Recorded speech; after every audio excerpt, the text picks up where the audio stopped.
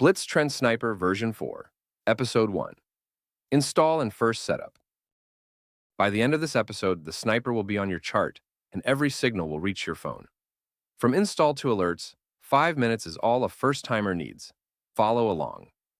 Open the Pine editor at the bottom of TradingView. Let me flag the most common mistake first. If you paste over the template code that's already there, you'll get a two declaration statements error. Select everything with Ctrl-A, delete it, then paste the full sniper code. Hit save, name it, and click Add to Chart. If it loads clean, you'll see two moving averages, the dashboard at the top right and the performance table at the bottom right.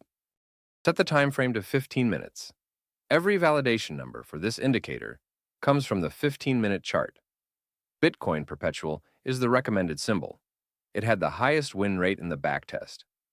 In settings, you can switch the label language between Korean and English and adjust label sizes. Entry reasons appear as a tooltip when you hover the label. Now, the important part, alerts. Open Create Alert, pick this indicator as the condition, and make sure you select any alert function call. That single alert covers everything: entry, half exit, stop out, and trade close. Each message contains the entry, the stop, both targets, and the reasons as text. You can place orders from your phone without even opening the chart. Set it to never expire and save. This indicator fires about once per coin per month. Watching one coin gets boring. Put the 5 validated coins, Bitcoin, Ethereum, Solana, XRP, BNB, in a watch list and set the same alert on each chart. That turns one opportunity a month into roughly one a week. One alert per chart, 5 in total.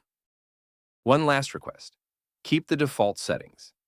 They are the values that survived 1,000 combination test. Change them, and you're trading a different, unvalidated indicator. Next episode, why a signal fires at all. We dissect the 4 sniper gates one by one.